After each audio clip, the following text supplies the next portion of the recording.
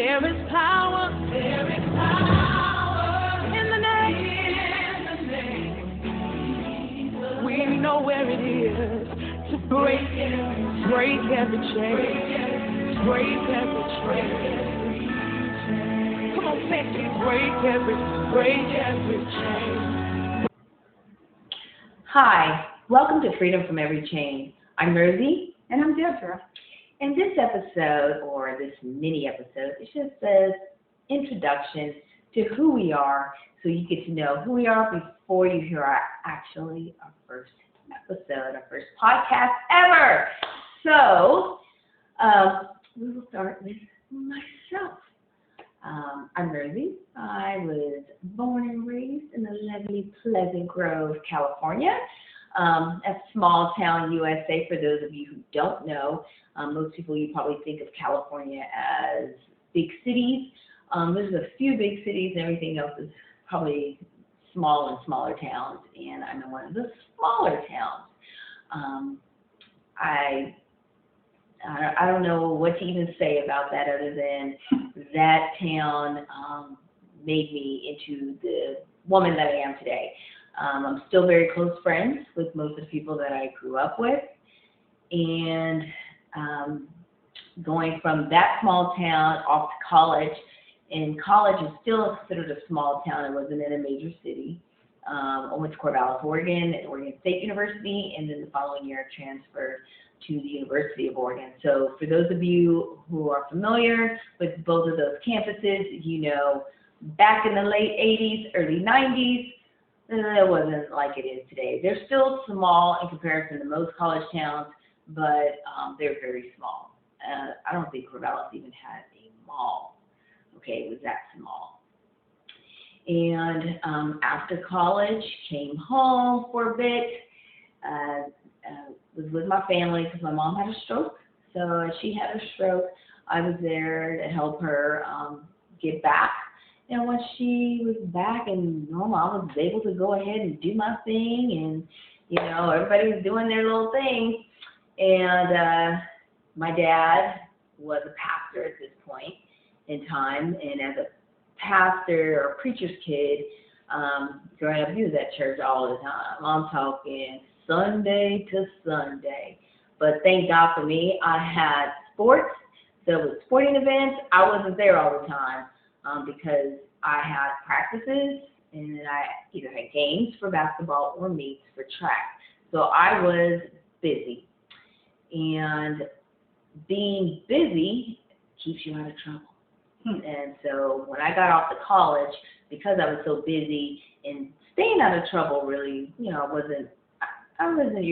probably your typical teenager, you know, but I didn't do a lot to get in trouble because I had 5 brothers and I saw them get in trouble, so I knew what it took to get in trouble. I didn't want that. But because I came from what you would say is a sheltered life, when I went off to college, I was square as square could get. I mean, I learned a lot, but I was also the butt of a lot of jokes because I didn't know a lot of the things either. So when I say I was square, I was truly, truly square. So we're going to fast forward to 2015. I moved from California to Florida. And coming here in Florida, it was a big transition, but I loved it. I loved the sun. I didn't like the hurricane. No, my first hurricane I endured, I'm going to tell you, they say another hurricane's coming. This sister girl is hitting town. They give you enough warning. You know, it's not like people go, oh, California, they have earthquakes. You don't know when an earthquake comes. It just comes. But here, y'all know when it's coming. They can let you know sometimes they let you know a week out that it's coming. It might change fast, but they let you know it's coming. But within about 3 days, you really got a pretty good idea where it's going to go. If it says it's coming through Orlando, I'm getting the heck out of Dodge. That was the scariest experience of my life, and I don't ever want to have to go through that ever again. I mean, my dog slept. I didn't. That was the one time I stayed up all night. Even when I was in my 20s, I didn't stay up all night. I love my sleep. So, no, that was not for me. But being here, COVID hit, and that's when things changed big time for me, because I grew up in the church. I knew God, but I didn't have a relationship with God. And so when COVID hit, I was desperate. I needed something, because we couldn't go to church. You had to watch people on TV. And that's when I found several people who turned out to be my lifeline, who turned out to be a big part of me getting through that without having family nearby. I mean, I was here by myself. Everybody else, like my relatives in Louisiana, had each other. My family in California had each other. I didn't have anyone. I had me. So I had to learn to trust in God, and learn to listen to Him, and learn to trust other people and hope that they had my best interest at heart. So fast forward up to today. I am doing this podcast. I don't know what the heck I was thinking, because this is not my idea. This is not my choice. If I had anything to do with it, I would be behind the scenes, not in front. This is my idea. And on that note, it's all on her. Hi, my name is Deirdre, and I grew up total opposite of Rosie. She grew up in the country. I grew up in the city. From New Orleans, Louisiana, and I stayed there for 18 years until I went in the military at the right age of 18. And while I was in the military, I worked on airplanes as an airplane inspector and a plane captain that launches the airplanes. And I absolutely enjoyed it. And Iceland was one of my actual favorite duty stations. And because I loved Iceland so much, I did a lot of things there. And it was actually in Iceland that, even though I grew up in the church and I am also a PK preacher's kid, Iceland is where I found out that Christianity is a relationship with Jesus. I did have an encounter with Jesus at the age of 12, and that encounter let me know Jesus was real. But from the age of 12 to the age of, I would say, 20, those 8 years were not years where I was discipled or taught much about how to pursue Jesus, and also how to get to know Him and build on that encounter and that relationship that He so desires. So anyway, it was in Iceland that I was planning on getting out of the military and going into college. And when I was looking up colleges and getting all excited, God stopped me in my tracks, and He said, "You're going to preach the gospel." And I said, "Preach the gospel? Who wants to do that?" And He said, "That's what you're going to do." And I said, "I don't want to do that." And so He said, "Why?" I said, "Because it's standing behind a pulpit, and I don't want to do that." And so He said, "Not for you, it won't be." So I was like, well, what does that look like? And so He explained to me what it looked like, and it was definitely not within the four walls of the church. And so I went on, like, okay, can I go to college? He said, yes, you can go to college. And so I went on here to college with knowing what He told me. And so I remember going to Brownsville Revival, and while there, the Bible college was birthed. Now, I could have gone to the college of air service first semester. No. I was in college doing earth science and studying rocks. And all I can remember is saying, why do I need to know whether a rock is indigenous or not? When am I ever going to need to know this information? And God said, well, you didn't have to be here, but you chose to be here. You could be in Bible college right now. So you set to leave. That next semester, I was done. And they gave me all kind of credits for all my military training. So I kind of like skipped 2 whole semesters of college just from my military background. And so I was in Bible college, and in Bible college, it really, there was another encounter where God just kind of just transformed my life, so to speak. And I remember thinking to myself in Bible college, I'm not so sure where it's going to lead me, but I'm just going to be obedient. And on top of that, I love Bible college. I love everything about it. And it was actually during that time was the beginning of some of the birthing of the gifts that I have today. Especially when it came to the 9 gifts of the Spirit. And so if you don't know what that is, it's just gifts that God gives to his body to edify his body, to build the body of Christ up. And so during that time, God began to, I was not bold at all about God, Jesus at all. And God wanted me to be bold. So he just started sending people to me, and they would tell me everything. I'm like, why are they telling me all their business? And in the end, they would wait on me to counsel them. And it was older people, younger people, and I was like, okay. So I would just, counsel them, and they were going about their little merry life. And so in time, I came across that scripture that said, if you're ashamed of me, I'll be ashamed of you. I said, oh, God, please give me boldness. Please give me boldness. So he did in time. And so, fast forward, Bible college was in Pensacola in Florida. I did eventually leave Iceland, get out of the military, but God still had, here, you're going to preach the gospel. I still had it here. I never stopped God today. So I did join a ministry at the Bible college, and then, I actually enjoyed it. I enjoy working with youth, and I just love helping the people of God grow in their relationship with God. But I lived in all different places. I've lived in Maryland, and in Maryland is where I actually lived before I came here to Florida. And boot camp was in Florida. So I knew all about Florida, at least certain parts of Florida. So I did go to Maryland, and in Maryland, I stayed there for about, I want to say 8 years, and then I was just done with Maryland. So I said, I'm going to move back to Florida. So I made my plans, and I don't have to have anybody to co-sign or anything. It's just me, myself, and I decided that's what I was doing. So each time I would move, I would give everything away, research everything, and make the journey. So I moved here in 2011, July to be exact, and it has been quite the journey. It's absolutely my happy place. I wouldn't want to live. I won't say I wouldn't want to live anywhere else, but I love living in Florida. I really do. But I've placed my roots here, and I absolutely enjoy the sunshine, the sunny state. It does get extremely hot. It's nice, though. It's nice. Today, my skin loves it. My skin loves it. It doesn't dry out. It's all, it stays moisturized. My hair, on the other hand, goes just shrinks. She really does love it. She's total opposite in terms of sun. Like me, I'm ready for the sun when the sun goes down. Vitamin C deficiency. Vitamin C. Vitamin D deficiency.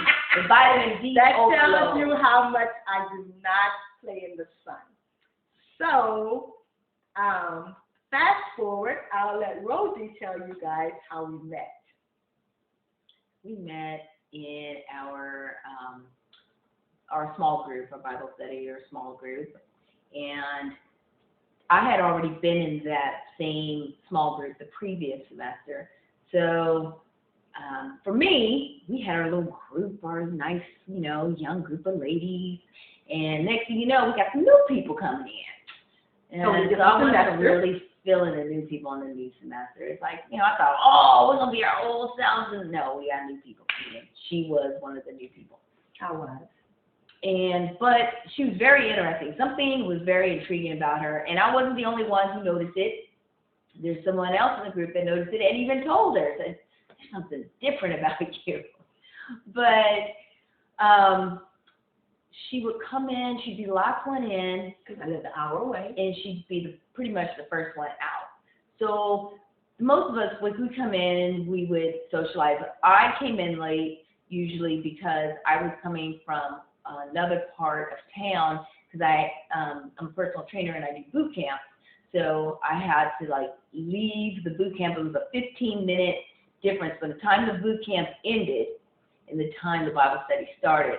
So I would never get there on time because if I was at least 20 minutes away, plus I had to clean up from the boot camp, load everything into my vehicle, then head on over. So I always showed up around 7:15 or so.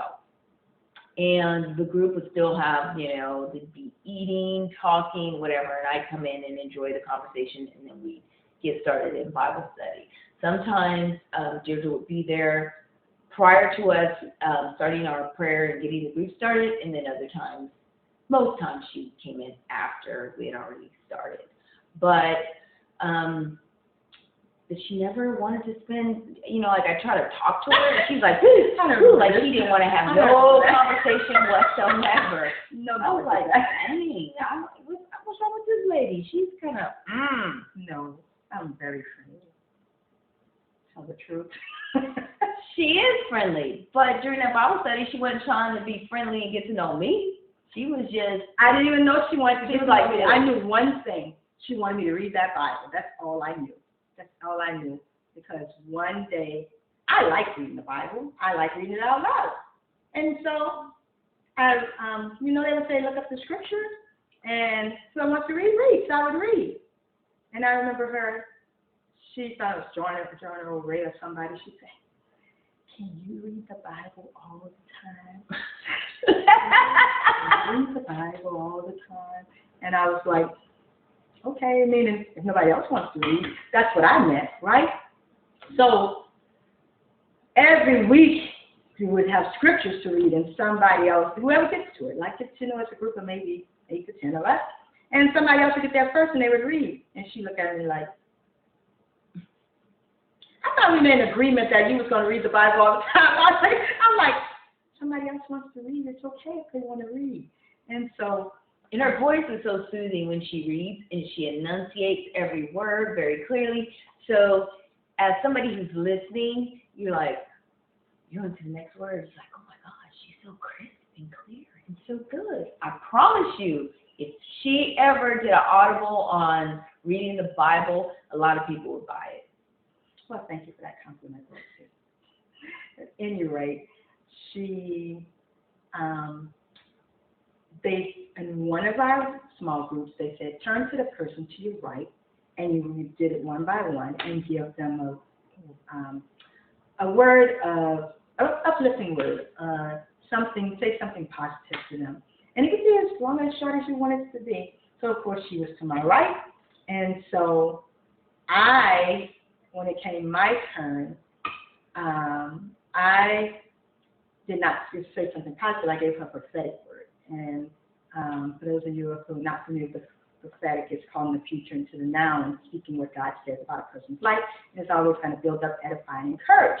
And so she, at 3 o'clock the next morning, at 3:30 the next morning, that's because I was getting up at that time. I had boot camp, so I had to get up, take my dog for a walk, feed my dog, then get myself together, head out to camp so I could be there before my campers arrived. My campers arrived between 5:20 and 5:30.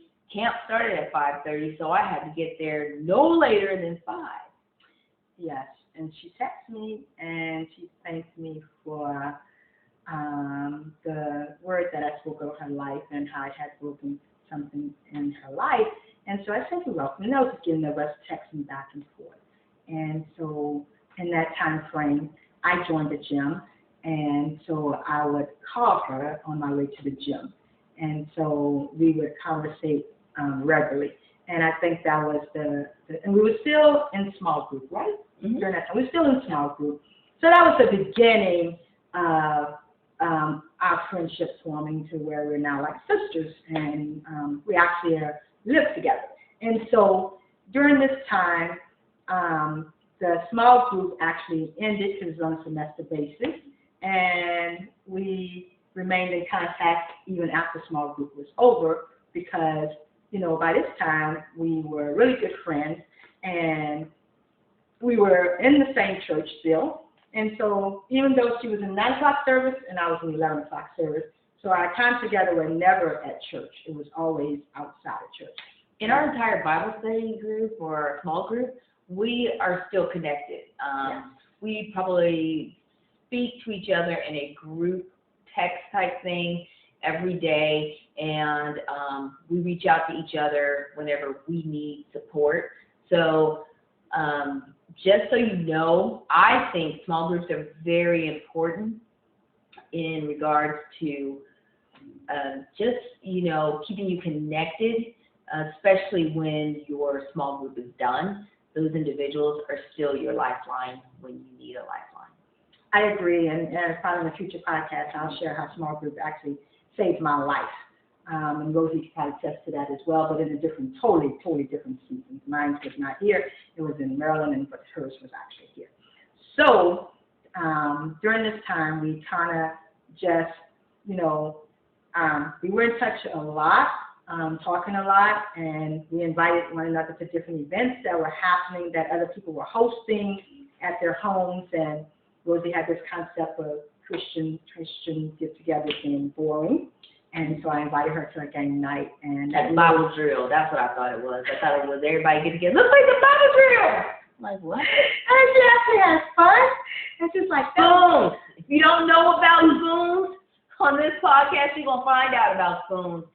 Spoons, you become very competitive. You find out who really is the Christian-y Christian. And who is that I'm going to knock her out the way Christian. Because let me tell you, spoons shows all types of personalities. I would agree, and we both played spoons, and some people we knew and some people we didn't, but we had a blast. And from there, we just started going to different actual events and gatherings. And fast forward, Rosie was living in her house, I was living in my house. We was living totally separate. And one day, on a Sunday morning, I never talked to Rosie on a Sunday morning, ever. And we're usually one is either coming out of church, getting ready for church, and I called her, and I said, if you want a roommate, I'm willing to be your roommate. And so she was overwhelmed with emotion because she was really shocked.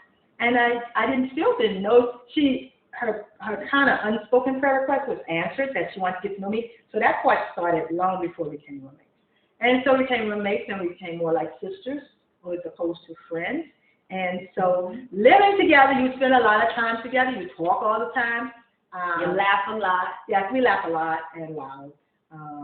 And those of you who know me know my laugh.